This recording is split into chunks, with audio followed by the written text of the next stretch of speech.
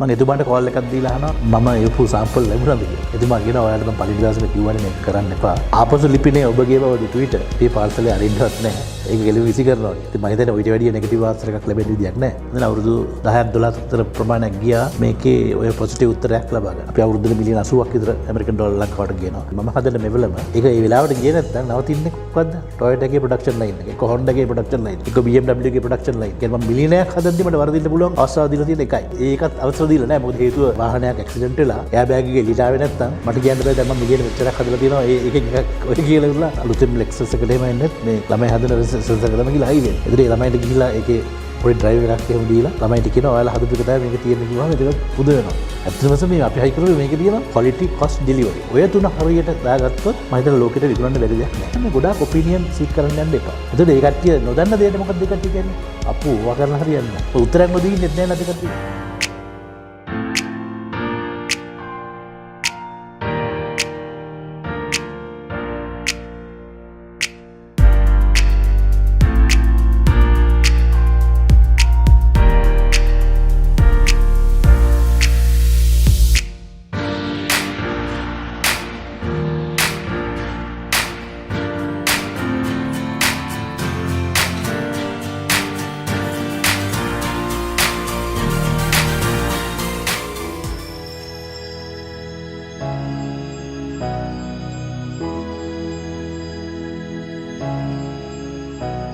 Business ඇඩ්වයිසර්ත් එක්ක එකතු වෙන ඔබ හැමදාම අපිත් එක්ක එකතුනේ අලුත් දෙයක් බලන්න එහෙම නැත්නම් අලුත් දෙයක් ඉගෙන ගන්න. හැමදාම ප්‍රශ්න පෙන්වන වෙලාවේ ඒකට පිළිතුරු පෙන්වන්න එහෙම නැත්නම් කරන්න පුළුවන් දේ ගැන තමයි බිස්නස් ඇඩ්වයිසර් කතා කරන්නේ. ඉතින් ඔබ මුලින් දැකපු රූපරාමු දැක්කනම් මොකක් ගැනද අපි කතා කරන්න යන්නේ කියන එක ගැන දලා අදහසක් ඇති කියලා මම විශ්වාස කරනවා. ලංකාවේ හදන නිෂ්පාදනයක් ලෝකයේ වෙනත් රටවල් ගණනාවකට යවන්න පුළුවන්. ලංකාවට ඩොලර් ගෙනෙන ව්‍යාපාරයක් කරන ඒ වගේම ලංකාවේ විශාල ප්‍රමාණයකට රැකියාව ලබා දීලා තියෙන. තවත් විදිහෙන් කියනවා නම් අපිට දෙයක් කරන්න පුළුවන් කියලා ඔප්පු කරපු වසර ගණනාවක් රිජෙක්ට් වෙලත් Tamanට දෙයක් කරන්න පුළුවන් කියලා ඔප්පු කරපු ව්‍යවසායකයෙක් එක්ක තමයි අද දවසේදී කතා කරන්න යන්නේ. ඉතින් මේ සාකච්ඡාව අවසාන වෙනකම් බලන්න.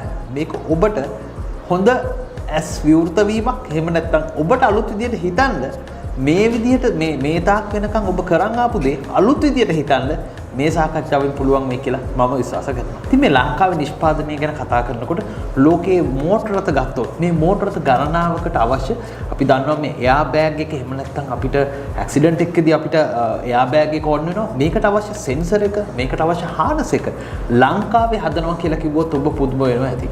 හැබැයි මෙන්න මේ කර්මාන්ත ශාලාව එහෙම නැත්නම් මේකේ නිමවුම් කරුවා රොහන් පල්ලේවත්ත මහත්තයා එක්ක තමයි අද දවසේදී අපි සාකච්ඡා කරන්න සූදානම් වෙන්නේ. ඔබතුමා මුලින්ම බිස්නස් ඇඩ්වයිස් YouTube channel එකට ආයිබෝන් කියලා පිළිගන්නවා. ආයිබෝන්. මම මෙහෙම පටන් ගන්නම්. ඇත්තටම මම ආවට පස්සෙත් එහෙම නැත්නම් මම ඔබතුමාගේ කතාව මුලින් ඉඳලා අහන් හිටියා වුණාට මේ බලන හැමෝටම වැදගත් වෙයි ඔබතුමා පටන් ගත්තේ කොතනින්ද කියන කාරණාව. අපි පොඩ්ඩක් පටන් ගමුද? ඔබතුමා ජපානයට අවුරුදු 16 දී මම හිතන්නේ යන්නේ. ඔව්. එතනින් අපි පටන් ගමුද? ඔව් මම අධ්‍යාපනය ලැබුවේ මහනුවර ශාන්ත අන්තෝනි විදුහලේ. ඒ ශාන්ත අන්තෝනි විදුහලේ සාමාන්‍ය පෙළ විභාගය අවසන් වුණාට පස්සේ කියන grade 10 exam එක එතකොට තියෙනවා මේ ඇමරිකන් ෆීල්ඩ් සර්විස් කියලා ඒ දවස්වල තිබුණා සංස්කෘතික හුවමාරු වැඩසටහනක් යටතේ පිටරට යන්න ශිෂ්‍යත්ව දෙන ක්‍රමයක්. ඒකට ඉතින් හරිම තරංකාරී. මොකද ඒ දවස්වල මේ රටකට යන්න ලැබෙනවා කියන්නේ හරිම විරල අවස්ථාවක්. ඉතින් ඔය AFS එකට මම ඇප්ලයි කරලා ඉන්ටර්වියුස් තුනක් තියෙනවා. රිටන් එක්සෑම් එකකුත් තියෙනවා. ඒකෙන් මම තේරෙනවා. තේරුණාම මට දෙනවා දැන් රටවල් කීපයක් අතරින් කැමති රටක් මට තෝරගන්න පුළුවන්. එතකොට ඒ රටවල් අතරේ තිබුණා ඇමරිකාව, එංගලන්තය, ඕස්ට්‍රේලියාව, නවසීලන්තය, ජපානය. මම තෝරගන්නේ ජපානයේ පළවෙනි රට හැටියට. මොකද ඒකට හේතු දෙකක් තිබුණා. එකක් තමයි මම කල්පනා කරා දැන් ඇමරිකාව, එංගලන්තය, නවසීලන්තය, ඕස්ට්‍රේලියාවට ගියොත් මගේ ඉංග්‍රීසි දැනුම මට ටිකක් දිනු කරගන්න පුළුවන්. මම ඒත් කල්පනා කරා ජපානට ගියොත් මට වෙනත් භාෂාවක් ඉගෙන ගන්න පුළුවන් කියන අවුරුදු 16ක් වුණත් ඒ සිතුවිල්ල මට පහළ වුණා.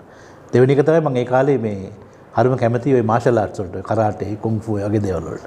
ඉතින් මම කල්පනා කරා ජපානට ගියොත් මට මගේ මේ මාෂල් ආර්ට්ස් පැත්ත දිනු කරගන්න පුළුවන් කියලා එකත් හිතුවා. ඉතින් ওই කාරණා දෙක හින්දා තමයි මම ජපානට තෝරගන්නේ. ඉතින් ජපානට ගියාම ඒ ශිෂ්‍යත්වයේ එක කොටසක් තමයි මේ ඒ ජපානයේ තියෙනවනේ දැන් බොකු කොන්ග්ලොමරේට් ඔය Toyota, Honda අපි අහලා තියෙන ගොඩක් නම් ජපානයේ නේද අක්සල. එතකොට මත්සුචිතා දෙන්කී එතකොට කැනන් කෝපරේෂන් සති දෙකකට විතර වගේ පාරක් ඒ කට්ටිය එකගෙන යනවා ඒ වගේ විශාල කර්මාන්තශාලාවක් බලන්න. ඉතින් ඒ යන ගිය අවස්ථාවලදී එක්තරා අවස්ථාවක් වෙනවා ටොයෝටා සමාගම බලන්න. ටොයෝටා සමාගමේ ශාඛා ගණනාවක් ජපානයේ තියෙනවා. මම බලන්න යන්නේ අයිචි කියන ප්‍රාන්තයේ තියෙන ටොයෝටා සිටි එකේ තියෙන ටොයෝටා කර්මාන්තශාලා බලන්න යන්නේ. ඉතින් වර්තමානයේ මම කරන ව්‍යාපාරයේ මුල් බීජ මගේ සිතේ පිළිසඳ ගන්නේ ඒ ටොයෝටා ආයතනය බලන්න ගිය අවස්ථාවක. මොකද හේතුව මේ ටොයෝටා එකේ ප්‍රොඩක්ෂන් ලයින් එක ඒ දවස්වල දැන් ප්‍රොඩක්ෂන් ලයින්ස් වෙනස් කරලා තියෙනවා. කිලෝමීටර් ගාණක් එක දිගට දුවනවා. එතකොට මම අරගෙන යන්නේ ඒ කියන්නේ ටොයෝටා මම ස්ටඩි ටුවර් එකකට යන්නේ. මේ අර බැටරි ඔපරේටඩ් සයිලන්ට් අපි එයාපෝට්ස් වල තියෙන්නේ සයිලන්ට් කාර්. ඒ වගේ බැටරි ඔපරේටඩ් සයිලන්ට් කාර් එකක් බකට් එකක් තියෙන මේ පැත්තේ ඒ බකට් එකේ මම වාඩි වෙලා මට දැන් ප්‍රොසෙස් එක එක්ස්ප්ලেইন කරගෙන යනවා. එහෙම යනකොට දැන් මම දැක්කා මේ නෑ සෙනග ඒ කියන්නේ වැඩ කරන කම්කරුවෝ නැහැ. ඊට පස්සේ අතරින් පතර හිටියා. ඉතින් මොකද ඒ වගේ ලොකු විශාල කර්මාන්තශාලාවක අපේ ලංකාව වගේ නෑ එනකොට අපි 2000ක් දකිනවා.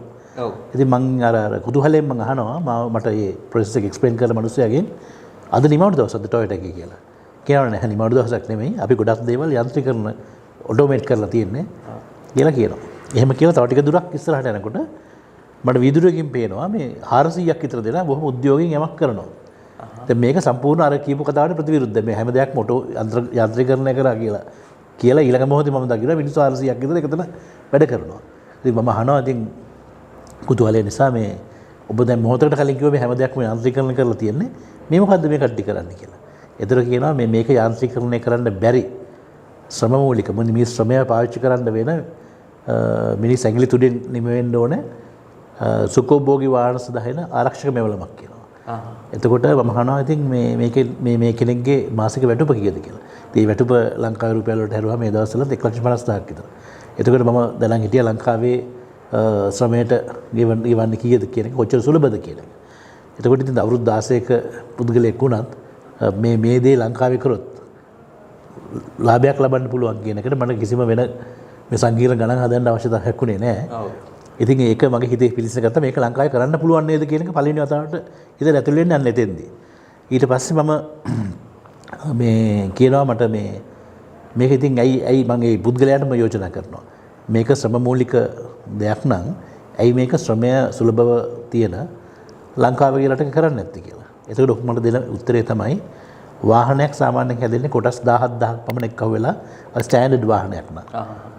සුඛෝභෝගී වාහනයක් නම් ඒ වගේ දෙගුණයක්. කොටස් 34000ක් පමණ එක්ක වෙලා තමයි වාහනයක් හැදෙන්නේ. හැබැයි එයා කියනවා අපි මේ වාහනවල කොටස් වෙන කෙලට වලට දීලා හදා ගන්නවා.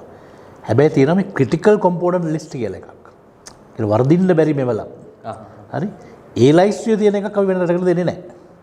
දැන් ඔබ ඔය දැකපු දේත් ක්‍රිටිකල් කොම්පෝනන්ට් එකක්. ඒක නිසා ඒක ගැන වෙන රටකට දෙන එක ගැන කතාවත් කරන්න අවශ්‍යත් නැහැ. ඒක වෙන්නේත් නැහැ හැම කියලා. එතකොට හැබැයි එහෙම කිව්වට පස්සෙත් ටොයෝටා විසිට් එක අවසානයේදී මම කියනවා අර ඒ කරපු ඒ වගේ සැම්පල්ස් කීපයක් මට ගන්න පුළුවන්ද කියලා. මම හිතන්නේ ටොයෝටා සමග කාටවත් සැම්පල්ස් දෙනවා කියලා. මොකද විශේෂ හේතු එකක් මෙතන තිබුණා. ඒ ශිෂ්‍යත්වයේ හැටි තමයි අපි ජපානට යනකොට ඒ රජ්‍ය ආරාධිතයෙක් හැටියට යන්නේ. ඒ පළවෙනි කාරණේ. දෙවෙනි එක මම අවුරුදු 16ක පාසල් ශිෂ්‍යෙක් මේ අධ්‍යාපන ශාලිකාවට ගිහිල්ලා හිටපු. ඔය දෙක හින්දා වෙන්න ඇති මට සැම්පල්ස් තුනක් දෙනවා. ඒක තමයි මූල ආරම්භය. ඒ සැම්පල්ස් තුන අරගෙන මම ඉතින් ආපහු අවුරුද්දක් ජපානයේ ඉඳලා ආපහු ලංකාවට එනවා. ඔව්. ලංකාවට ඇවිල්ලා එතනින් එහාට ඔබ කොහොමද මේක ව්‍යාපාරයක් වෙනකන් එකපාරම කරගන්න බෑ. ඒකත් අපි කතා කරමු. ඔව් ඉස්සෙල්ලා මම සැම්පල්ස් ගෙනල්ලා මම හිතන්නේ ඊට අවුරුද්දක් දෙකක් මම ගම්පහ ගෙදර තියෙන්නේ. උරුතට කියන ගමේ. එතකොට ඊදර සැම්පල්ස් එක පැත්තකින් දීලා තියෙනවා. ඉතින් ඊට පස්සේ ඇඩ්වාන්ස් ලෙවල් කරනවා. එහෙම කරලා එක දවසක අර සැම්පල්ස් තුන මතක් වෙලා ওই ටික එළියට අරගෙන එකක් ගලවලා බලනවා. දැන් මට ඩ්‍රොයින් එකක්වත් ස්පෙක් එකක්වත් මොකුත් නැහැ. මට තියෙන සැම්පල් තුනක් විතරයි.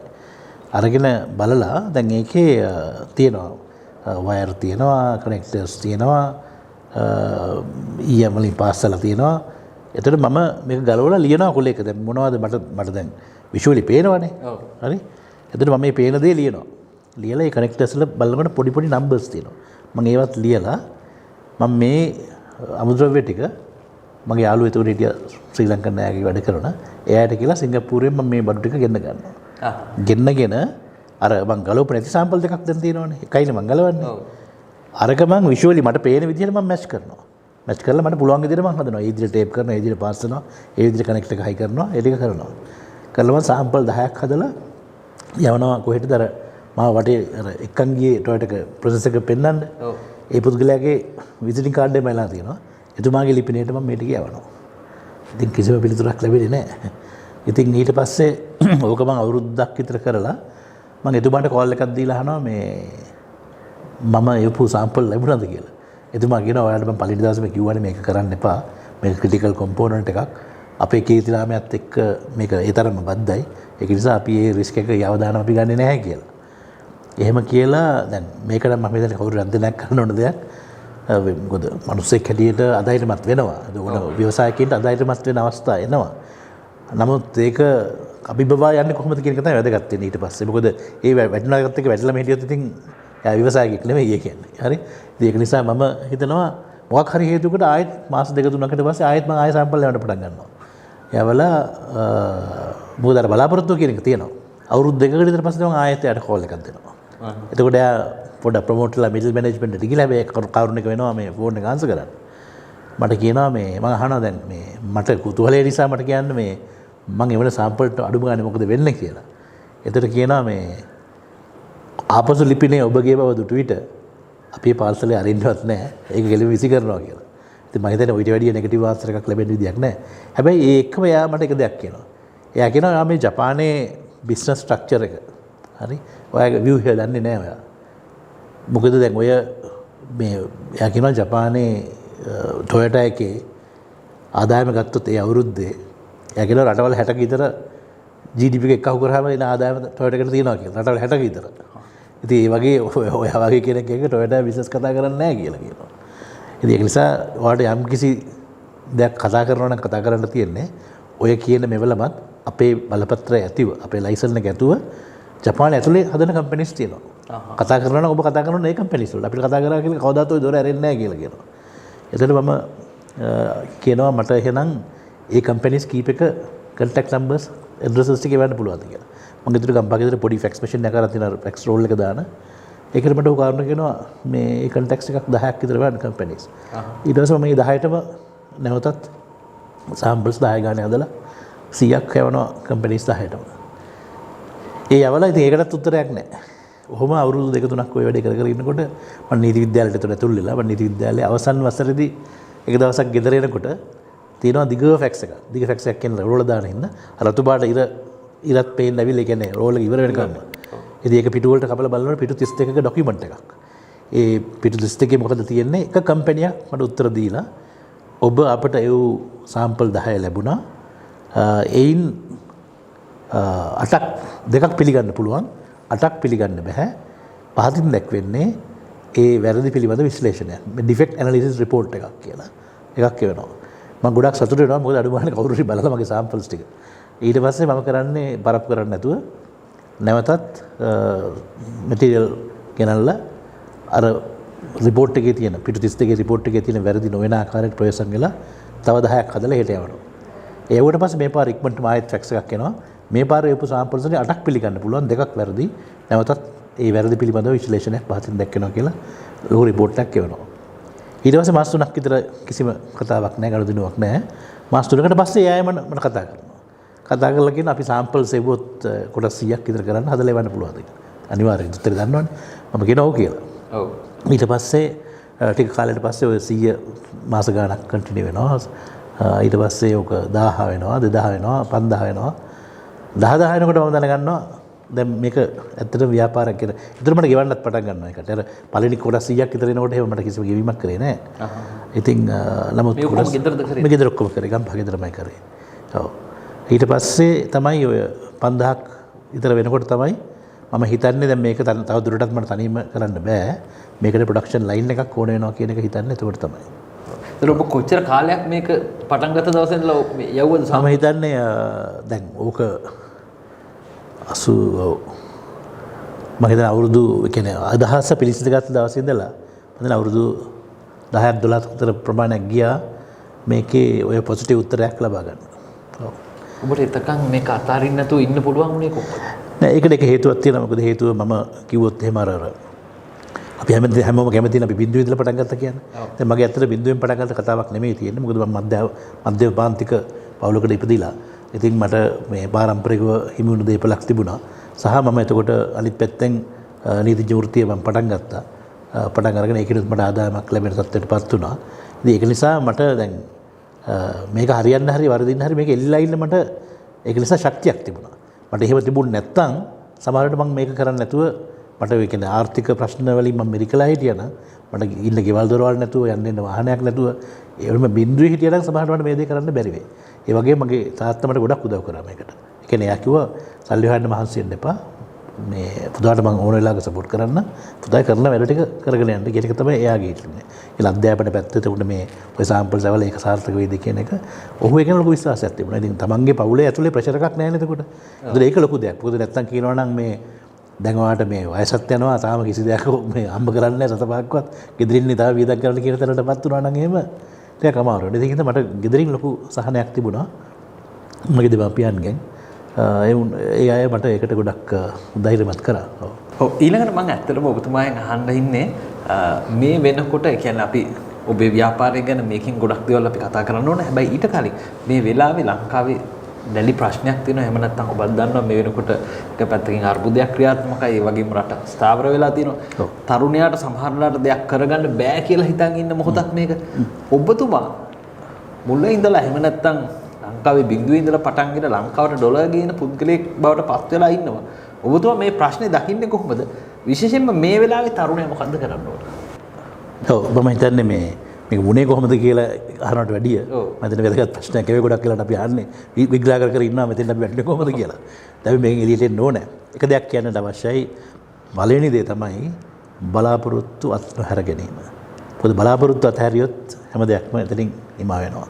ඉතින් මගේ සාම්පල් අර විදිහට කියද්දි මේ අපි කිසිම රටකට දෙන්නේ නැහැ. මේවා ක්‍රිටිකල් කොම්පෝනන්ට්ස් කියද්දි මම වැඩි අතහැරියා නම් අද මේ බිස්නස් එක නැහැ.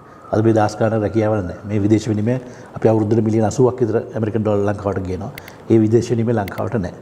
ඉතින් ඒක නිසා මේ වෙලාවේ මේක තමයි අමාරු වෙලාව. මේ වෙලාවට තමයි මිනිස්සු අපේක්ෂා බංගත්වයටපත් වෙන්නේ. හරි? හැබැයි කිසිම දෙයක් මේ ලෝකේ නියතයක් තියෙනවා. හැමදාම පල්ලෙහාට යන්නවත් හැමදාම උඩට යන්නවත් නැහැ. ඉතින් අපි දැන් ප්‍රස්ථාරයේ පල්ලෙහාට මැවිලා මම හිතන්නේ බිමටම ඇවිල්ලා තියෙන්නේ. දැන් ඉතින් උඩට යනවා ඇරෙන්න වෙන දෙයක් නැහැ.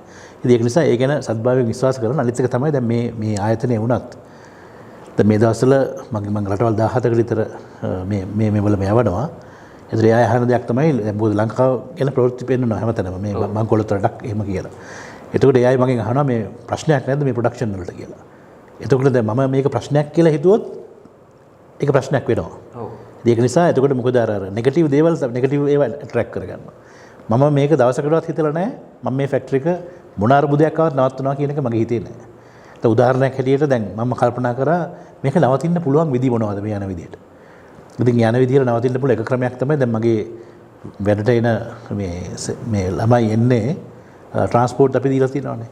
ඒතරේ ට්‍රාන්ස්පෝර්ට් කරන වාහන කිව්වොත් අපිට ඩීසල් නැහැ කියලා ළමයිට එන්න විදියක් නැහැනේ. එහෙම වුණොත් ෆැක්ටරි එක නවත්තන්න වෙනවා. හරි? එතකොට මම මොකද කරේ? ඩීසල් ලොකු ටැංකි කීපයක් ගෙනල්ලා අපිට පුළුවන් CPC එකෙන් අපිට තියෙන BOI කම්පැනි එකකට ඩිරෙක්ට් ලීටර් 6000ක එකවර ගන්න. එතකොට ඒ වගේ අරගෙන ස්ටෝර් කරගන්නවා. මොකද මාස 2-3කට 4කට ඩීසල් තියෙනවා නම් මාස 3-4කට ඩී ප්‍රශ්නයක් එක දිගට තියෙන්නේ නැහැනේ. එතකොට මට පුළුවන් ඒ වාහන වලට ඩීසල් ටික හරි දීලා ළමයි ගෙන්නන්න කියන එක ඒ වැඩේ කරන්න. ඒක නිසා මේ ආයතනයක නායකයෙක් වුණත් කරන්නට අවශ්‍ය වෙන්නේ මේ වෙලාවේ මේක වැඩේ අතාරින්නේ නැහැ කියන එක. ඒ ධෛර්යය තියෙන්න ඕනේ. ඉතින් තරුණ පිරිසටත් විශේෂයෙන්ම මේ වෙලාවේ තමයි මම හිතන්නේ හොඳටම කඩාවැටි ලංකාවේ හැම තරුණයෙක්ට කතා කරොත් හැම කෙනාම කතා කරන්නේ නෙගටිව් දේවල්. හරි? හැබැයි මේ වෙලාවේ ඒ වගේම ඔපචුනිටිස් ගොඩක් තියෙන වෙලාවල් මොකද දැන් ඔය ඉන්වෙස්ටර්ස්ලා එතකොට ආයෝජකයෝ දන්නවා මේ රට පල්ලෙහාට වැඩනොහම ඊළඟට ආයෙ උඩට එනවා කියන එකත් ඒ මිනිස්සු දන්නවා. ඒ වගේ තැන්වල මිනිස්සු ගිහිල්ලා පටන් ගන්නවා සමහර දේවල්. ඉතින් ඒක නිසා මේ වෙලාවේ මොකක් හරි බිස්නස් අයිඩියා එක දැන් වැදගත් වෙන්නේ පළවෙනි දේ තමයි බිස්නස් අයිඩියා එක මොකක්ද කියන එක. ඊට පස්සේ ඒක ලස්සනට රිෆයින් කරලා ඒකට තමයි ලොකු විශ්වාසයක් තියෙනවා මට මේකෙන් සාර්ථක වෙන්න පුළුවන් කියලා. ඉතින් මොකද ව්‍යවසායකයෙක් කියන්නේ දැන් උදාහරණයකට එක එක්කෙනාට කම්ප්ලේන්ට් මම නම් හිතාගෙන ඉන්නේ මගේ ව්‍යාපාරේ මට මගේ දුක හරි මගේ මට අවශ්‍ය දේවල් කියන තැනක් නැහැ කියලා හිතාගෙන ඉන්නේ. හරි එහෙම හිතාගත්තාම හොඳයි. මොකද හැම ගහම තමම විශ්ස ගන්නවා එතකොට. මොකද නැත්තම් කවුරු හරි කොහේ හරි දුක් ගන්න ආරාල කෙනෙක් ඉන්නවා කියලා හිතනවා නම් ඒක මිත්‍යාවක්. එතකොට අපි කට්ටිය එක්ක වෙලා ගිහිල්ලා කියනවනේ අර මම අත්‍යංශයට ගිහිල්ලා මෙයා අත්‍යංශයට ගිහිල්ලා. ඉතින් යම් සාහන 110ක් විතර මම ප්‍රශ්න විසඳනවා. නමුත් ගොඩක් වෙලාවට මම හිතන්නේ අපි මුණ දෙන්න ඕනේ. උදාහරණයකට ඔය GSP+ සහන එකක් කියනවා. මට නම් ඒක මේකක් නෑ. ඒක අපරල් සෙක්ටර් එකට විශේෂයෙන් බලපාන්නේ. ඒ වුණාට මම කියන්නේ අපි ලෝක තරඟකාරීත්වයට මුණ දෙන්න ඕනේ. ඒ සහන අරගෙන නෙමෙයි. අපි ඇත්ත තරගෙට මුණ දෙන්න ඕනේ. හරි? GSP+ තිබ්බත් නැතත් මොකද අපි ගත්තාම ප්‍රොඩක්ට් එකක් ගත්තාම quality cost delivery ඔය තුන තමයි ප්‍රධාන තුන. විශේෂයෙන් තරුණ පිරිස කියන්නේ. මේ තරුණ පිරිස කවුරු හරි මැනුෆැක්චරින් වලට එනවා නම් දෙයක් නිෂ්පාදනය කරන්න එනවා නම් quality cost delivery ඔය තුන හරියට දාගත්තොත් මම හිතන ලෝකෙට විකුණන්න බැරි දෙයක් නැහැ. මොකද පළවෙනි දේ ලෝකෙ පිළිගන්න ආකාරයට ගුණාත්මක භාවය ඒ ප්‍රොඩක්ට් එකේ තියෙන්න ඕනේ. දැන් එකක් මතක තියාගන්න දැන් මම දැන් මෙහෙ හදන මෙවල මේ ගුණාත්මක භාවයට කියනවා අපි 1 ppm quality කියලා. ඒ කියන්නේ 1 part per million. ඒ කියන්නේ මම මිලියනයක් හදද්දි මට වරදින්න පුළුවන් අවස්ථාව දීලා තියෙන එකයි. හරි? හැබැයි ඇත්තම කිව්වොත් ඒකත් අවසර දීලා නැහැ. මොකද හේතුව ඒට වාහනයක් ඇක්සිඩන්ට් වෙලා එයා බෑග් එකේ එළියට ආවේ නැත්තම් මට කියන්න බෑ දැන් මම මිලියන මෙච්චරක් හදලා තියෙනවා. ඒකෙන් එකක් ඔය කියලා ඉවරලා මට කියන්න බෑ ඒක. හරි? පොදු ජීවිතයක් නැති වුණොත් එහෙම ඒකට මම වග කියන්න ඕනේ. ඉතින් ඒක නිසා මේක තමයි ලෝකේ තියෙන ඉහළම ගුණාත්මක භාවය. මෙතනින් එහාට ගුණාත්මක භාවයක් මේ ලෝකේ නැහැ. ඉතින් මේක ඇචීව් කරලා තියෙන මේ ලංකාවේ ළමයි. දැන් ඔබතුමා මැද ෆැක්ටරි එක බැලුවා. ඒ වැඩ කරන්නේ ඔක්කොම 100%ක් ලංකාවේ ළමයි වැඩ කරන්නේ. ඉතින් මේ ලංකාවේ ළමයි මේ ලෝකේ තියෙන ඉහළම ගුණාත්මක භාවයට මේ ප්‍රොඩක්ට් එක ගෙනිහිලා තියෙනවා. ඒක මේන්ටේන් කරලා තියෙනවා. මොකද එකපාරක් ගුණාත්මක භාවයට යන්න පුළුවන්. නමුත් අවුරුදු ගාණක් තිස්සේ ඒක සස්ටේන් කරන එක තමයි අමාරු. අවුරුදු 20ක් තිස්සේ මේ ලෝකේ ප්‍රධානම ගුණාත්මක භාවය ආරක්ෂා කරමින් ඉන්නවා. එතකොට පළවෙනි දේ තමයි ක්වොලිටි කියන එක තියෙන්න ඕනේ ප්‍රොඩක්ට් එකේ. එතකොට මම කිව්වේ මේ අපේ ප්‍රොඩක්ට් එකේ ලෝකේ තියෙන ඉහළම ගුණාත්මක භාවය ඒකත් ලංකාවේ ළමයිට කරන්න පුළුවන් කියන එක අපි ඔප්පු කරලා තියෙනවා. ඒක තරුණ පිරිස කවුරු හරි ඉන්නවා නම් මේ වගේ ප්‍රොඩක්ට් එකක් කරන්න බය වෙන්න එපා. ලංකාවේ ගොඩක් අය කියලා මේ ලංකාවේ මිනිස්සුන්ට ඕක කරන්න බෑ කියලා. එහෙම එකක් නැහැ. මේ තියෙන හොඳම උදාහරණය ලංකාවත් එක්ක කරන්න පුළුවන්. හැබැයි එකම දේ ඒකට හරි නායකත්වය දෙන්න ඕනේ. දෙවෙනි එක කොස්ට් එක. අපි මේ ලෝකේ තියෙන හැම දෙයක්ම මේ කොස්ට් එක ඒකට බාණ්ඩෙට දාලා ඒකේ මාකප් එකක් තියලා විකුණන්න හදාගෙන ඉන්නවා නම් ඒ ව්‍යාපාරේ පටන් ගන්න එපා. මොකද හේතුව අපි දැන් මේ රටට මේ වෙලාවේ මම හිතන අවශ්‍යයි අපි ජපානයේ අපිට උගන්වනවා ලීන් කියලා concept එකක්. ඒ ලීන් concept එකෙන් ඇත්තටම බේසික් දේ කියනවා නම් ඒකේ කියන්නේ තමන් තැනකට ගිහිල්ලා හරි තමන්ගේ ජීවිතේ හරි කරන දේවල් 70%ක් අනවශ්‍ය දේවල් කියලා හිතන්න කියනවා. ඒව ට්‍රේන් කරන්න කියනවා. දැන් අපි හිතමු මම යනවා අලුත් ෆැක්ටරි එකක් බලන්න. ඒ ෆැක්ටරි එකක් ගියාම මම මගේ ඔළුව ට්‍රේන් කරලා තියෙන මේ ෆැක්ටරි එකේ වෙන දේවල් වලින් 70%ක් අනවශ්‍ය දේවල් කියලා. එතන ඉඳලා මං හිතනවා හොයනවනේ 70% මොනවද කියලා. එතකොට ඒක එක විදිහට තියෙන්න පුළුවන්. අනවශ්‍ය මූවමන්ට්ස්, අනවශ්‍ය ඉන්වෙන්ටරිස්. හරි? ඒ වගේ එතන පේන්න පටන් ගන්නවා. එතකොට ඒ ලීන් කියන concept එක ඇත්තටම ඇප්ලයි කරාම ඒක හැමදාම ෆිලොසොෆි එකකට ප්‍රැක්ටිස් කරාම තමන්ගේ නිවසේ පමණක් නෙමෙයි තමන්ගේ එතකොට දැන් සමහර විට අපි ගෙදර රියදුරෙක් ඉන්නවනම් වාහනයක් තියෙනවා නම් අම්මට මේ කඩෙන් බඩු ගන්න උනනම එකපාරක් යවනවා. වයිෆ්ට උනහම තව පාරක් යවනවා. මට උනහම තව පාරක් යනවා. දැන් එහෙම නෙමෙයි. එතකොට අපි කල්පනා අනවශ්‍ය ගමන් ටික නවත්තනවා කියලා. එතකොට අපි ඔක්කොම ලයිස්ට්ුවක් හදාගෙන එකපාර අර ගමන් වාර ගන්න හොඳටම අඩු කරගන්න පුළුවන්. ඒක එක උදාහරණයක් විතරයි. ඉතින් ඒ වගේ මේ ප්‍රොඩක්ෂන් එකක අනවශ්‍ය ලේයර්ස් කිසිම කෙනෙක් කියන්නේ පැසෙන්ජර්ස්ලා ඉන්න බෑ. හැම කෙනෙක්ම අගයක් එකතු කරන්න ඕනේ බිස්නස් එකට. ෆයිනල් ප්‍රොඩක්ට් එකට අගයක් එකතු කරන්න ඕනේ හැම කෙනෙක්ම. ඒ අගයක් එකතු කරන්න නැති පැසෙන්ජර්ස්ලා ඉන්න බෑ. නිකන් වැටුප් ගෙවන ඔය නිකන් රිසෙප්ෂන් මේකේ රිසෙප්ෂනිස්ට් කෙනෙක් නැහැ. මේකේ තේ හදන්න වෙනම කෙනෙක් නැහැ. මේකේ টয়ලට් හොදන්න වෙනම කෙනෙක් නැහැ. මොකද තමන්ගේ ගෙදර ඒව කරන්න තමන්මනේ. ඒක නිසා සේවකෙන්ට කියලා තියෙන්නේ මේ වැඩ කරන අය කියලා තියෙන්නේ ඒක තමන්ම කරගන්න. දැන් ඔයාලා આવොත් ඒක හදලා දෙන්න මගේ ඔෆිස් එකේ ළමයි. ඒකට වෙනම තේ හදන්න කියලා ස්ටාෆ් එකක් මේන්ටේන් කරලා තේරුමක් නැහැ. ඉතින් ඒක නිසා මේ ලංකාවේ කම්පැනිස් වලට ගොඩාක් අනවශ්‍ය ලේයර්ස් තියෙනවා. මේ අනවශ්‍ය ලේයර්ස් අයින් කරන්න ඕනේ. එතකොට තමයි අපේ භාණ්ඩය පිටරට විකුණලා අපිට ලාභයක් ලබන්න පුළුවන් ප්‍රයිසිං එකක්. කොස්ට් එකට හදා ගන්න පුළුවන් යන්නේ. එතකොට ක්වොලිටි, කොස්ට් ඊළඟට ඩිලිවරි එක. ඩිලිවරි එක කියන්නේ අපි කොච්චර ක්වොලිටි එකට හැදුවත් හරි කොස්ට් එකට දුන්නත් වෙලාවට බඩු ටික වෙන්නේ නැත්තම් ඒක හරියන්නේ නැහැ. ඉතින් ඒක නිසා ඒ ඩිලිවරි එක හරියටම 100%ක් වෙලාවට ඒ රටේ අවශ්‍ය වෙලාවට තියෙන්න ඕනේ. මොකද හේතු උදාහරණයක් විදිහට මම හදන මෙවලම ජපානයට හරි මරටවල් 17කට යවනවා. වෙලාවට යවුවේ නැත්තම් මොකද මේ මෙවලම තව 17කින් කට්ටිය ඕඩර් කරලා නැහැ. ඒක ඒ වෙලාවට ගියේ නැත්නම් නවතින්නේ මොකද්ද? Toyota එකේ production line එක, එක්ක Honda එකේ production line එක, එක්ක BMW එකේ production line එක. එතකොට ඒ එක පොඩි දෙයක් නැති හින්දා production line එක නැවතුණා කියන්නේ ඒකේ පාඩුව කෝටි ගාණක්. ඒකට ටික තියෙනවා agreement එක දීලා. තප්පර 5ක් නැවතුනොත් මෙච්චරයි කෝටි ගාණක්. හරි? ඉතින් ඒක නිසා නවතින්න බෑ. ඉතින් ඔය තුන හරියට ඔලුවට දාගත්තොත් හරි ඒකට මහන්සි වෙන්න ඕනේ. මොකද cost එක හරියට කරන්න. එතකොට මේ lean විදිහට factory එකේ තමයි production lines එක හදාගන්න මහන්සි වෙන්න. You have to be at it. එතන තමන්ම ගිහිල්ලා ඒ කියන්නේ තමන් ව්‍යවසායකයන මේක කාට හරි බාර දීලා එහෙම බෑ. පස්සේ පුළුවන්. දැන් මේ අවුරුදු 20ක් ඉඳ කරගෙන ආවම ඊට පස්සේ රිමෝට් කන්ට්‍රෝල් එකෙන් දුවන්න පුළුවන්. ඊට පස්සේ ඉතින් ඊළඟ ලේයර්ස් ටික හැදෙනවා. ඒ කට්ටිය අපි දැනගන්න ඕනේ. ඒ කට්ටිය දෙන්න ගේන්න. ඒ විශ්වාසය දෙන්න ඕනේ ළමයින්ට. දැන් උදාහරණයක් ඇටියට IATF කියන්නේ ISO එකටත් වැඩිය ආයතනයකට ලංකාවේ ලබා ගන්න පුළුවන් ඉහළම තත්ත්ව සහතිකය. ඉහළම මෙතනින් හැට එකක් නැහැ. ඉතින් ඒක පළවෙනිට ලංකාවට ලබා ගත්තේ මේ ආයතනය. මොකද ඒ සෙලිබ්‍රේට් එක ගත්තේ මම මගේ බැදිහත් වීමකින් නෙමෙයි. ඇත්තටම මම ජපානයට ඕක කිව්වහම ජපාන් පිරිසක් ඇත්තට මෙදා මේ ආයතනට ඇවිල්ලා හිටියා. අනිත් පැත්තෙන් මගේ ලංකාවේ ටීම් එක හිටියා. ඒ ජපානයට කිව්වහම මම දැන් ISO අරගෙන ඉන්නවා. මම IATF එකට ඊළඟට ගන්නවා කිව්වා. එයා hina වුණා. ඊට පස්සේ කිව්වා ජපානේවත් ගොඩක් කම්පැනිස් එක අරන් නැහැ. ඒ තරම් අමාරු ඕක ඔයාලට ගන්න අමාරුයි කියලා කිව්වා. ඒකට මම ජපාන් අය යනකම් ඉඳලා මම අපේ ළමයින්ට කිව්වා ජපාන් අය දැක්කනේ ඔයාලට hina වුණා ඔයාලට මේක කරන්න බෑ කියලා. මම විශ්වාස කරනවා අනිවාර්යයෙන්ම ඕක ඔයාලට ගන්න පුළුවන්. මොකද මේ කිසිම මේ තත්ත්ව සහතිකයක් නැහැ ගන්න බැරි විදිහට හදන්නේ නැහැ ඕක. අපි ඒ තත්ත්වෙට නැත්තම් අපි එතනට ඉම්ප්‍රූව් වෙලා දවසෙන් දවස ඉම්ප්‍රූව් වෙලා අපි ඒක ගමු කොහොමද කියලා. ඉතින් ඒ ළමයි ගත්තා ඇත්තට මේක. පළවෙනි පාර පොඩ්ඩක් අපි ගන්න බැරි වුණා. මේක ජර්මනි වලින් ඔඩිට් කරේ. එතකොට අපි ඒක ගත්තා. එතකොට ලංකාවේ ව්‍යාපාරය පටන් ගත්තාම ඒ තත්ත්වයන් මේවා මේ ජාත්‍යන්තර තත්ත්වයන්. මොකද ඒකට හරි ලේසි ඒ තත්ත්ව සහතිකයත් එක්ක අලුතෙන් බිස්නස් එකක් හරි කතා කරන්න.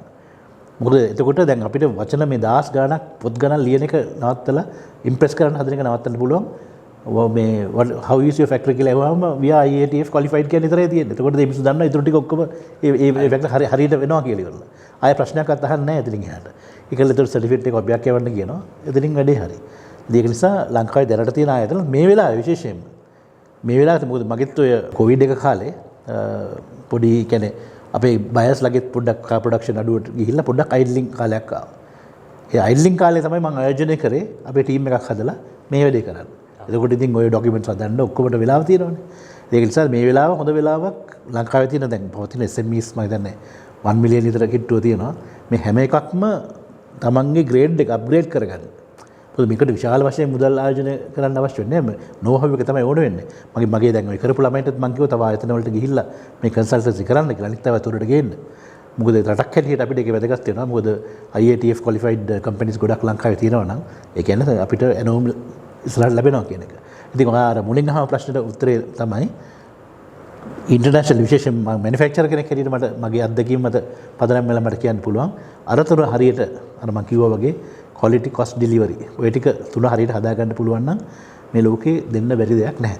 මම ඇත්තටම ඊළඟට ඔබතුමාගෙන් ටිකක් වෙනස් විදිහට ප්‍රශ්නයක් අහන්න කියලා හිතුවේ. මොකද ඔබතුමා කතා කරනවා ලංකාවේ ඉන්න සේවකයෝ එහෙම නැත්නම් ඔබ ළඟ වැඩ කරන පිරිස ගැන බොහොම ආඩම්බරයෙන් ඒ වගේ මේගොල්ලෝ හොඳ තැනකට අරන් ගිහිල්ලා තියෙනවා. ඔබතුමා රටවල් ගණනාවක් එක්ක වැඩ කරන පුද්ගලෙක් විදිහට ලංකාවේ අපේ තරුණයන්ට තියෙන හැකියාව ගැන ඔබතුමා කොහොමද හිතන්නේ සහ මොනවද මේගොල්ලෝ තව දුරටත් දියුණු කරගන්න ඕන? මම හිතන්නේ දැන් මගේ ආයතනය ගත්තොත් එහෙම මගේ ආයතනයට මම බඳවන ගොඩාක් සුසුකම් තියන අය නෙමෙයි. ඇත්තටම මම අර කිව්වා වගේ ගම්පා පදිංචිකාරයෙක් හින්දා මම අරන් තියෙන්නේ මේ අවට ඉන්න ගිරිදර පූගඩ ඒ ගම්වල ළමයි තමයි ඔය ඇවිල්ලා වැඩ කරන්නේ. ඉතින් ඒ අය අපි හැම කෙනෙක්ම යවනවා ජපානයට පුහුණුවකට. ඉතින් ඒ ළමයිට ඇත්තට හීනක් ජපාන යනවා කියන එක රටකට නෙමෙයි ජපාන වගේ රටකට. ඉතින් ඒ ගිහිල්ලා එනකොට ඒ කට්ටිය අර ට්‍රාන්ස්ෆෝම් වෙලා එන්නේ. ඒ කට්ටිය කතා කරන විදිය, ඒ කට්ටිය වැඩ කරන විදිය මුළු ජීවිතේම වෙනස් වෙනවා එතන ඉඳලා. හරි ඒක නිසා අනිත් එක තමයි ආර්ථික වශයෙන් උත් මේ එන ගොඩක් ළමයි වාහනයක් ගන්න, තමන්ගේ ගේ හදාගන්නේ මේ හැම දෙයක්ම මේ ආයතන තුලින් තමයි කරගන්නේ. එතකොට මේ ඇවිල්ලා මේ අවුරුද්දෙන් කරගන්න පුළුවන් කියලා මම කියන්නේ දීර්ඝ වශයෙන් හිටපු හැම කෙනෙක් වගේ දේ කරගෙන තියෙනවා. ඉතින් ඒක බුද්ධලක පැත්තෙන් භෞතික පැත්තෙන් ඒ දුනව ලබනවා. අනිත් පැත්තෙන් ඒ කට්ටියට ඉතින් මේ හදන්නේ ලෝකේ තියෙන ඉහළම සමාගම් වල මේ මොකද මේ කට්ටිය දැන් ජපානයේ ගියාම මේ ළමයිව එක්කන් යනවා Toyota showrooms වලට. එකක් ගිහිල්ලා දැන් අතරම කිව්වොත් ඔය Lexus අලුතෙන් Lexus එකට එහෙම එන්නේ මේ ළමයි හදන සෙන්සර් එක තමයි ගිහලා හයි වෙන්නේ. එතකොට ඒ ළමයින්ට ගිහිල්ලා ඒකේ පොඩි ඩ්‍රයිව් එකක් එහෙම දීලා ළමයින්ට කියනවා ඔයාලා හදපු එක තමයි මේක තියෙන්නේ කිව්වම එතන පුද වෙනවා. ඇත්තටම මේ අපි හයි කරපු මේක තියෙනවා කියලා. හරි ඉතින් එතකොට අර ආඩම්බරයක් දැනෙනවා. මේ අපි කරන්නේ මාරද වැඩක් නෑ අපි කරන්න කියලා ළමයින්ට ආඩම්බරය එනවා. ඒ ආඩම්බරය දෙන්න ඕනේ ළමයින්ට. ඒකට අයිතියක් තියෙනවා. සහ එතකොට ඒ කට්ටිය අර quality of life කියන එක ඉබේම මොකද දැන් මේ ජපානයේ සංකල්ප අපි ගොඩක් වෙලාට මේ ප්‍රැක්ටිස් කරනවා. එතකොට ඒවත් එක්ක ඒ කට්ටියගේ ජීවන මට්ටමත් එහෙම යනවා. ඉතින් තරුණ පිරිසට මම කියන්නේ පුළුවන් තරම් දැනුම පැත්තෙන් පෝෂණය වෙන්න විශේෂයෙන්ම අද කවුරු කියනවා නම් මේ විශ්වවිද්‍යාලයන්ට බැරි වුණා අරකද මේකද කියලා ඒකට කිසිම එක්ස්කියුස් එකක් නැහැ. මොකද ඔන්ලයින් ඕන දෙයක් තියෙනවා ඉගෙන ගන්න. හරි මමත් හැමදාම ඔය එක හැම මාසෙකම මොකක් හරි කෝස් එකකට රෙජිස්ටර් වෙලා මම ඔන්ලයින් ඉගෙන ගන්නවා මේ කරන අතරේ. මොකද මම හිතන්නේ මේ ලර්නින් කියන එක මැරෙනකම් ඒ කියන්නේ ඒ කොන්ස්ටන්ට්ලි අප්ග්‍රේඩ් වෙන්න ඕනේ. එහෙම නැතුව අපිට ලෝකේ පවතින්න බෑ. ඒක නිසා මේ නොලෙජ් එක අප්ග්‍රේඩ් කරගන්න එක තමයි විශේෂයෙන්ම තරුණ පිරිසකින් ඉල්ල ගන්න තියෙන්නේ. ඊට පස්සේ කොච්චර නොලෙජ් එක තිබ්බත් වැඩක් නැහැ ඇප්ලිකේෂන් එක නැත්තම්. කොහෙන් හරි මොකක් හරි පටන් ගන්න ඕනේ.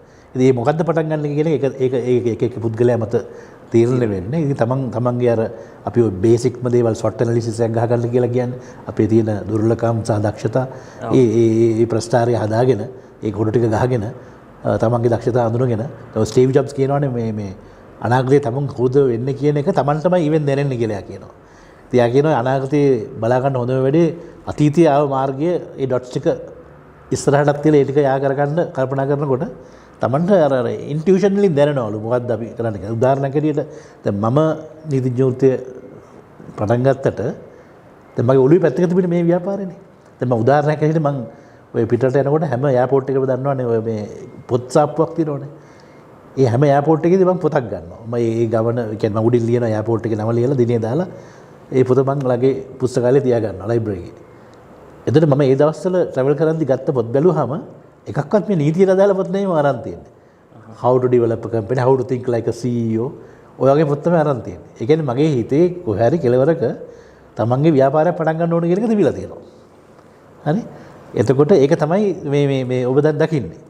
ඉතින් ඒක නිසා ඒක තමන්ට කාටවත් කියන්න බෑ ඔයා මෙහෙම වෙන්න කියලා. එහෙම කෝච් කරන්න බෑ. ඒක කෝච් කරන්න පුළුවන් ඒ දක්ෂතාව අඳුරගෙන. නමුත් ඒක විශේෂයෙන්ම ඒක තමන් තුලින් එන්න ඕනේ. තමන් තුලින් ඇවිල්ලා දැන් ඔන්න මම ව්‍යාපාරයක් පටන් ගත්තා මෙහෙම මට වෙන්න මේ වගේ තැන්වල හිර වෙලා තියෙනවා. එතකොට ඇඩ්වයිස් එකක් අරගෙන ඔන්න ඉස්සරහට යන්න පුළුවන්. ඉතින් මට කියන්න තියෙන එකක් ඒ අදහස අඳුර ගන්න. එකක් නොලෙජ් එකකින් සන්නද්ධ වෙන්න, දැනුමින් සන්නද්ධ වෙන්න.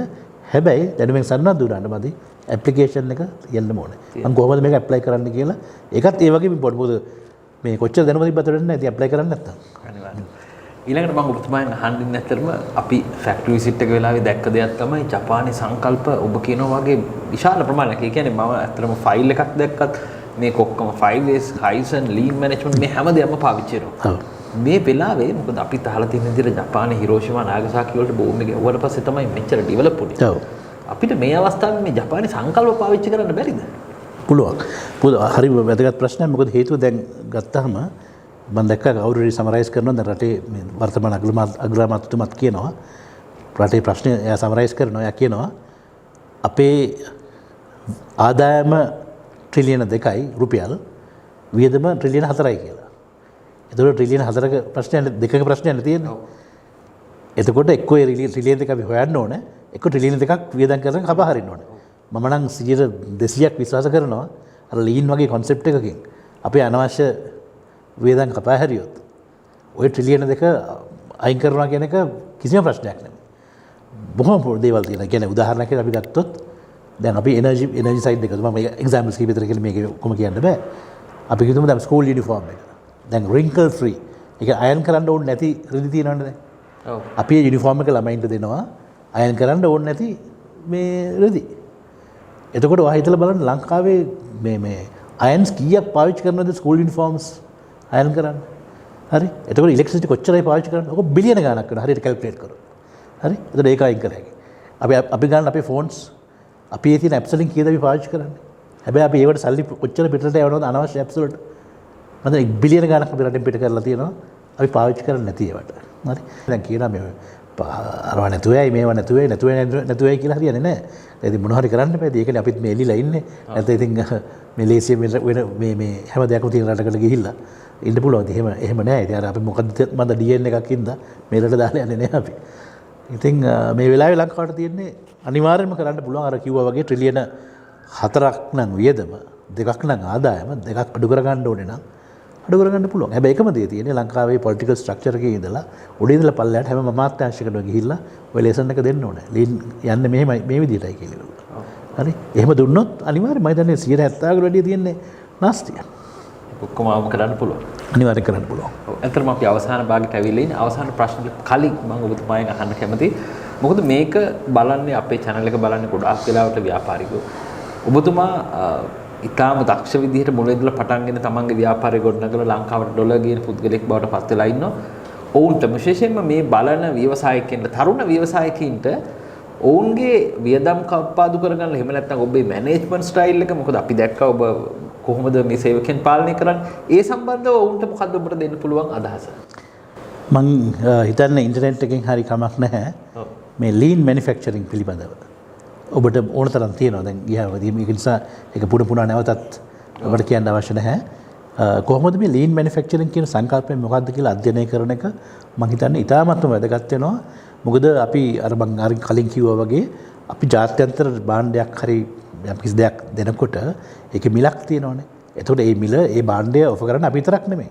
අපිට තරංකරුවෝ ඉන්නවා. දැන් එතකොට මේ තරංකරුවන්ගේ මිලත් එක්ක අපේ මිල තරංකාරී වෙන්න ඕනේ. ඉතින් අපි ලීන් නැතුව අපි තියෙන ඔක්කොම තියෙන නාස්තියත් එක්ක මේ ප්‍රොඩක්ට් එකේ කොස්ට් එක අපි කොස්ටිං කරනවා නම් අපිට ජාත්‍යන්තරව තරං කරන්න බැරි වෙනවා. ඉතින් දැන් උදාහරණයක් විදිහට අපේ මම කනගාටුයි කියන්න අපේ කන්ස්ට්‍රක්ෂන් කම්පැනිස් තියෙනවා ලංකාවේ. මේ කන්ස්ට්‍රක්ෂන් කම්පැනිස් අපි දන්නවා කොහොමද වැඩ කරන්නේ කියලා. ඉතින් රජයෙන් විශාල ප්‍රකෝටි ගණන් ලබාගෙන තමයි ඒ අය වැඩ කරන්නේ. නමුත් මේ කම්පැනිස් වලට පුළුවන් වෙලා තියෙනවද ජාත්‍යන්තර ගිහිල්ලා එක කොන්ට්‍රැක්ට් එකක් ගන්න? බහුතරයට අපි බැරි වෙලා තියෙනවා. ඒ බැරි වෙලා තියෙන්නේ මොකද්ද? මොකද හේතුව මෙහි ඕන තරම් නාස්තියත් එක්ක ලැබෙන මුදලින් මේ කන්ස්ට්‍රක්ෂන් එක කරන්න පුළුවන්. හැබැයි නමුත් අපි ඉන්දියාවේ ගත්තොත් කන්ස්ට්‍රක්ෂන් කම්පැනිස් 5-10 ලාභයට කරන්නේ. ඉතින් මේ කට්ටිය ලීන් ගියේ නැත්තම් ඒ කට්ටියට ඒක කරන්න බෑ. ඉතින් ඒක නිසා මේ ලීන් කියන concept එක හැම ව්‍යවසායකයෙකුටම ඉතාමත්ම වැදගත්. ඉතින් මම ආරාධනා කරනවා ඕනම එහෙම අවශ්‍යතාවයක් තියෙන කෙනෙකුට ඇවිල්ලා මේ ප්‍රොඩක්ෂන් මොකද අපි ඇත්තටම කිව්වොත් ඊළඟ ජෙනරේෂන් එකත් අපි හදන්නට අවශ්‍යයි. මොකද්ද කියන එක මේ ඇවිල්ලා මේ ආයතනයේ ලංකා හානස් බියගම ආයතනයට ඇවිල්ලා බලන්න කියලා මම විවෘතව ආරාධනා කරනවා. මම අවසාන ප්‍රශ්න කියලා කිව්වට ඇත්තටම මට තවත් ප්‍රශ්නයක් ඔබෙන් අහන්න තියෙනවා. මේ වෙලාවේ ලංකාවේ ව්‍යවසායකයන්ට ඔබ ජාත්‍යන්තරිත් එක්ක වැඩ කරන පුද්ගලෙක් විදියට ඔවුන්ට තියෙන අවස්ථා මොනවද? මේ එකක් පළවෙනි දේ තමයි ඒ අවස්ථාවලට සංවේදීව ඉන්න ඕනේ පළවෙනි දේ. මොකද කියනවා මේ business opportunities knock very slowly කියලා. ඇහෙන්නේ නැති වෙන්න තමයි business opportunities තට්ටු කරන්නේ. ඒක නිසා හොඳට සංවේදීව ඉන්න ඕනේ කොයි වෙලාවෙ opportunity එනවද කියන එක. ඒකෙන් අනිත් පැත්තෙන් අදහස් කරන්නේ අපි විවෘත මනසකින් දැන් උදාහරණයක් හැටියට දැන් මම නීතිඥයෙක් හැටියට දියුරුම් දීලා මම හිතුවේ නෑ මම මගේ ඔලිය රාමුවක් හදාගත්තේ නෑ මගේ ජීවිතේ නීතිඥයෙක් කියලා. ඒක නිසා තමයි මට වෙනම ව්‍යාපාරයක් මොකද කරගන්න පුළුවන් වුණේ. දැන් අපේ ලංකාවේ එක්ක accountancy පැත්තෙන් ගත්තොත් qualification එකක් එක්ක නීතිඥයෙක් පැත්තෙන් වුණොත් එහෙම වුණොත් හිතනවා හරි මගේ ජීවිතේ මේක තමයි කියලා. හැබැයි ඒකෙන් සමහර විට පෙරිෆරි එකේ තියෙන හොඳ අවස්ථාවල් එයාට මග හැරෙන්න පුළුවන්. ඉතින් දැන් ඒක එකක්. එතකොට මම ලෝකයේ තියෙන අවස්ථා දිහා බලනකොට ඒක තමයි කියන්නේ විවෘත මනසකින් බලන්න. තමන්ගේ ක්වොලිෆිකේෂන් විතරක් මත පදනම් වෙලා බලන්න අවශ්‍ය නැහැ. හරි? එතකොට ඒකට අවස්ථා අපි ලෝකේ දැන් විශේෂයෙන්ම දැන් අන්තර්ජාලය තියෙන හින්දා ඕක ඉතින් හැමතිස්සෙම Google කර බලන්න පුළුවන්. තියෙන opportunities එහෙම දැක්ක හැටි පේන්න තියෙනවක් තියෙනවා. ඉතින් පොඩ්ඩක් එක්ස්ප්ලෝර් කරලා බලන්න පුළුවන් කොච්චර feasible ද කියලා. එතකොට අනිත් පැත්තෙන් දැන් අපි ගත්තොත් ඔය මේ ඔයිල් ඇන්ඩ් ගෑස් අපි එන්ජිනියර් කෙනෙක් ගත්තොත් එහෙම ඒ එන්ජිනියර් කෙනෙකුට පැයකට ගෙවනවා UK වල ඩොලර් 1000ක් එක පැයකට. හරි? එතකොට මේ වගේ රටක එහෙම ගෙවන්නේ නැහැ. ඔව්. එතකොට ඒ එන්ජිනියර් කරන වැඩේව අද මේ රටේ එන්ජිනියර් කෙනෙකුට ඔයිල් ඇන්ඩ් ගෑස් එන්ජිනියර් කෙනෙකුට කරන්න පුළුවන්. හැබැයි හරි අඩුයි මේ රටේ ඉන්න කට්ටිය. මොකද මේ කට්ටිය ඔක්කොම අර ගන්න යනවා අපිට. නමුත් මෙහි ඉන්න කට්ටියත් ඉන්නවා. අලුතෙන් පටන් ගත්ත මොරටු යුනිවර්සිටි එකෙන් අවුට් වෙන්න පුළුවන්. එතකොට ඒ අයට මේ අපිට අවුට්සෝස් කරන BPO එක බිස්නස් ප්‍රොසෙස් අවුට්සෝස් එක ඒක බිස්නස් අයිඩියා එක මම කියන්නේ. ඔව්. ඒක කරන්න පුළුවන්. මොකද ඒ අයටත් ලාභයි. එතකොට වින් වින් සිටුේෂන් එකක්. හරි? මොකද බිස්නස් එකක් කරනකොට හැමතිස්සෙම අනිත් පාර්ශවය බලන්න තමන්ට මොකක්ද තියෙන වාසිය කියලා. ලෝකෙ වෙන්නේ. උතර ඒ වාසිය අපි යාට සර්විස් එක දීලා අපි ලාභයක් ලබනවා. රයිට්? එතකොට දැන් උදාහරණයක් හැටියට දැන් එක තැන් තියෙන බිස්නස් අයිඩියාස් ගන්න පුළුවන්. මොකද බිස්නස් එකක් කියලා ඉහළ මට්ටමේ පටන් ගන්නවා නම් අපි ඉහළ කමියුනිටි එකත් එක්ක අපි මේ ඉන්න ඕනේ. මොකද උදාහරණයක් හැටියට දැන් ගත්තොත් මේ එක පුද්ගලයෙක් එයා කරන්නේ මේ දැන් ඔය පවුල් වලට අයිති තියෙනවනේ ව්‍යාපාර. මේ ෆැමිලි බිස්නසස්. ඒ ෆැමිලි බිස්නසස් වල ගොඩක් වෙලාවට සක්සෙෂන් එක හරියට වෙන්නේ නැහැ ලෝකේ.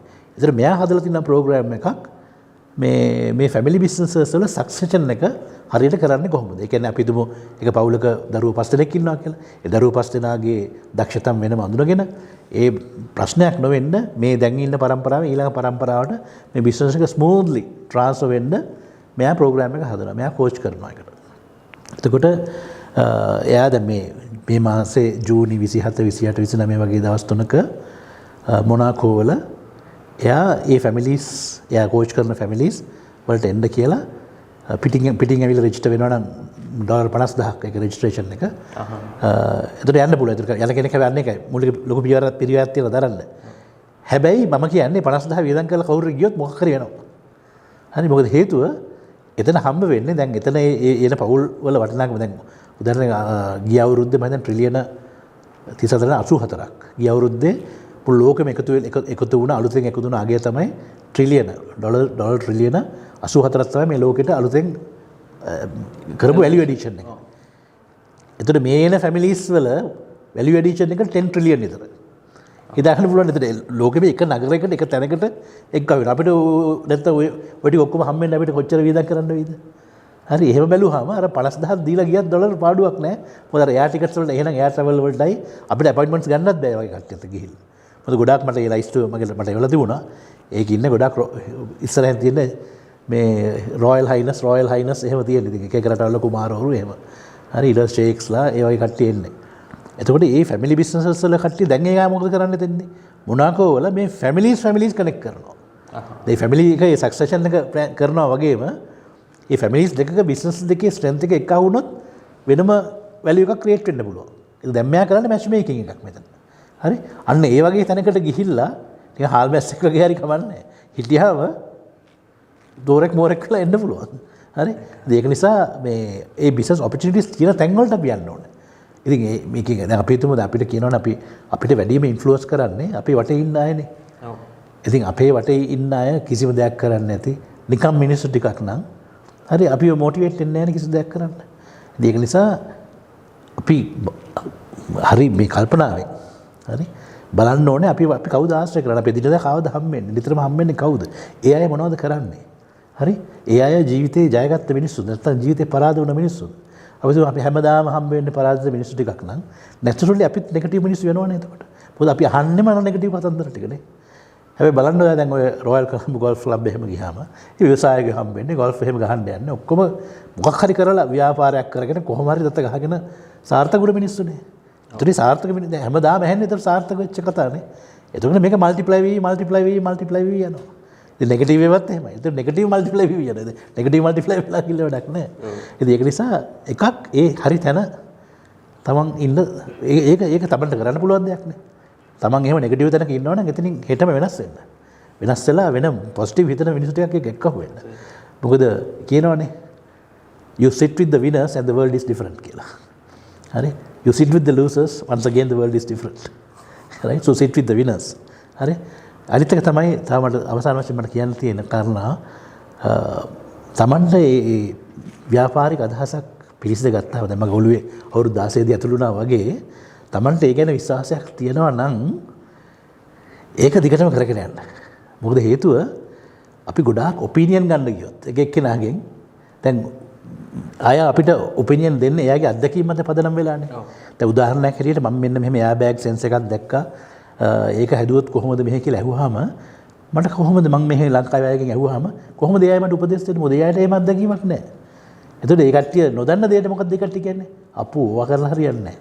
එහෙමනේ ලේසියෙන් දෙන උත්තරය ඒකනේ. උත්තරයක් නොදී ඉන්නෙත් නැහැ අපි කට්ටියද. අපි හරි කලාතුරකින් කියන්නේ ඒක මට උත්තර දෙන්න බැරි ෆීල්ඩ් එකක් මගේ ෆීල්ඩ් එක නෙමෙයි කියලා කියන්නේ නැහැ නේ අපි. අපි ඕන දන්නේ නැති එකට එක්කෝ අපිට තේරෙනවා නම් මොකක් හරි එකක් කියනවා. තේරෙන්නේ නැත්නම් අපි කියනවා ඕක වැඩක් නැහැ කියලා කියනවා. ඉතින් ඒක එතකොට ඩිස්කරේජ් වෙනවා. ඒක නිසා එහෙම අදහසක් තියෙනවා නම් මේ ගොඩාක් ඔපිනියන් සීක් කරන්න යන්න එපා. මොකද කියනවානේ මේ හොඳ අදහසක තියෙන වටිනාකම නැති වෙන්න නම් ඒක කමිටියකට දාන්න කියලා කියනවනේ. හරි මොකුත් වෙන්නේ නැහැ. අනිත් එක තමයි අර අදහසක් Taman තුල පිළිසඳ ගත්තාම මේ හිතන්න එපා හැමතිස්සෙම අපි දිනු වෙන්නේ මේ එක්ස්ටර්නල් ප්‍රෙෂර් එකෙන් කියලා. නෑ මම විශ්වාස කරනවා ඉන්ටර්නල් ප්‍රෙෂර් එකෙන් තමයි මිනිස්සු දිනු වෙන්නේ. මේකට හොඳම උදාහරණය තමයි මම හැමතිස්සෙම කියන දෙයක් බිත්තරයක් ගත්තාම ඒ බිත්තරය එක්ස්ටර්නලි ප්‍රෙෂර් එකක් දාලා කැඩුනොත් මොකද වෙන්නේ ජීවයක් නැති වෙනවා. හැබැයි ඉන්ටර්නල් ප්‍රෙෂර් එකක් ඇවිල්ලා බිත්තරේ කැඩුනොත් මොකද වෙන්නේ ජීවයක් ඇති වෙනවා. ඇති වෙනවා. එතකොට ජීවිතේ හැම හොඳ දෙයක්ම ඇති වෙන්නේ Taman තුලින්මයි. මම හිතන්නේ අවසාන ප්‍රශ්නය අහන්න කලින් ඔබතුමා ලොකු සාරාංශ කිරීමක් එහෙම නැත්නම් ලොකු අදහසක් දුන්නා. නමුත් මේ ප්‍රශ්නේ මම අවසානයේ channel එකේ එහෙම නැත්නම් වීඩියෝ එක අවසානයේ අහන ප්‍රශ්නේ අපි channel එක බලන්නේ ලංකාවේ විශාල පිරිසක් වගේම විදේශගත ඉන්න විශාල පිරිසක් අපිත් එක්ක එකතු වෙලා මේ වෙනකොට 30%ක් විතර ලංකාවේ ඉන්න ලාංකිකයෝ විදේශ රටවල ඉඳලා අපේ channel එක බලනවා. අවසාන වශයෙන් ඔවුන්ට ඔබට මොකද කියන්න තියෙන්නේ? විදේශවල ඉන්න අයට විශේෂයෙන්ම මම හිතන්නේ ලංකාවේ ඉන්න අයට වැඩිය විශේෂම ව්‍යවසායික අවස්ථා ව්‍යාපාරික අවස්ථා එයාට පේන්න තියෙනවා. ඉතින් සමහර අය අර අපි කියන රුටීන් එකට අහු වෙනවා කියලා. උදේ වැඩට යනවා, හවස ගෙදරට එනවා. ඉතින් විශේෂයෙන්ම පිටරටකට ගියාම ඒක එහෙම තමයි. මොකද ඒ ලොකු වැටුප් ලැබෙනවා. නමුත් ඒ වැටුප් වලට වියදම් කරන ස්ට්‍රක්චර් එකත් ඒ විදිහටම හැදිලා තියෙනවා. ටැක්සස් ටික ගෙවලා ගන්න එක කරනවා නම් කවුරු එයාට ගෙවලා කෑම වෙන් කරාම ඒ හෙල්ත් ඉන්ෂුරන්ස් ගෙවුවාම ඒ ගානට ඒක සෙට් වෙනවා. ඉතින් හැබැයි ඉතින් quality of life හරි high. හැබැයි ඒ අතරේ විශේෂයෙන්ම මේ ලංකාවේ මේ වෙලාවේ තියෙන තත්ත්වෙත් එක්ක හිතන්න පුළුවන් නම් ලංකාවෙන් ඔහෙට එවන්න පුළුවන්. ලංකාවත් එක්ක එකතු වෙලා ලංකාවට ආයෝජකයෙක් ගේන්න පුළුවන් හරි. මේ වගේ සිතුවිල්ලක් අලුතෙන් ඔළුවේ ට්‍රිගර් කරගන්න මේ වෙලාවේ මොකද මේක ලංකාවට හරි වැදගත් මේ වෙලාවේ ඒක මොකද අපි හැමෝම එහෙම ට්‍රිගර් කරගත්තොත් ඔළුවේ ඒකේ ලොකු වෙනසක් කරන්න පුළුවන් අපේ රටේ. මොකද විශේෂයෙන්ම අපි දැනට හොයන සොලියුෂන්ස් IMF එකෙන් හරි කොහෙන් හරි රටකින් බ්‍රිජ් ෆයිනෑන්සින් හරි අරගෙන මේක කරන්න හදන්නේ. නමුත් ඒවා පර්මනන්ට් සොලියුෂන්ස් නෙමෙයි. ඉතින් ඒකින්ද අපේම දෙපයින් නැගිටින්න හරි. මොකද අපිට මේ හොඳ ශ්‍රම බලකායක් තියෙනවා. මේක ලස්සන රටක්. මේක නැති දෙයක් නැහැ. ඉතින් ඒක නිසා මෙහෙට ආයෝජකයෙක් එක්ක අරන් එන්න එක්කෝ මෙහෙ ඉන්න කෙනෙකුට ඔබ ඉන්න රටත් එක්ක යම්කිසි ව්‍යාපාරයක් කරගන්න අවස්ථාවක් තියෙනවා නම් ඒ ගැන සංවේදී වෙලා මේ වෙලාවේ ඒක අවදි කරන්න කියන එක තමයි මට කරන්න තියෙන්නේ. ඉතින් අවසාන වශයෙන් ඔහු ඇත්තටම ආරාධනය කරේ විදේශ රටවල ඉන්න ඔබට ඒ වගේම ලංකාවේ ඉන්න අපිටත් ලොකු අවබෝධයක් මේ අවස්ථාව තුළ ලබා දුන්නා. ඒ වගේම තමයි මේ කතා බහත් එක්ක ඒ වගේම ඔහු විවෘත ආරාධනා කරා මේ ෆැක්ටරියට එන්න ඇවිල්ලා මේකේ තියෙන ක්‍රමවේද බලන්න ඔබේ ව්‍යාපාරයට මේක යොදා ගන්න කියන එක මම හිතන්නේ මේ අත්දැකීමත් එක්ක ඔබ හිතන විදිය වෙනස් වෙයි. මේ වෙලාවේ ලංකාව ඇති වෙලා තියෙන තත්ත්වෙන් ගොඩ එන්න අපිට මේ වගේ ව්‍යවසායිකයන් තවදුරටත් අවශ්‍යයි කියන එක ඔබට මම හිතන්නේ මෙතනදී පේනවා ඇති. මොනම් අපිට ඇත්තටම අපි උදේවරු ඉඳලා අපිට ෆැක්ටරි විසිට් එකක් අපිට ගොඩක් දේවල් අද දවසේදී arrange කරලා දුන්නා. මේ හැම එකටම බොහොම ස්තුතියි. ඒ වගේම ඔබේ ඉදිරියට වැඩ කටයුතු තාම සාර්ථක වෙන්න කියලා ප්‍රාර්ථනා කරනවා. විශේෂයෙන්ම තවත් මේ වගේම ලංකාවේ විශාල ප්‍රමාණයකට රැකියාව දීලා ලංකාවේ ඩොලර් ප්‍රශ්නයට හැකි හැම විසඳුමක් ඔබට ගේන්න පුළුවන් වෙයි කියලා මම විශ්වාස කරනවා. බොහොම ස්තුතියි. ආයිබෝවන්. බොහොම ස්තුතියි. ආයිබෝවන්.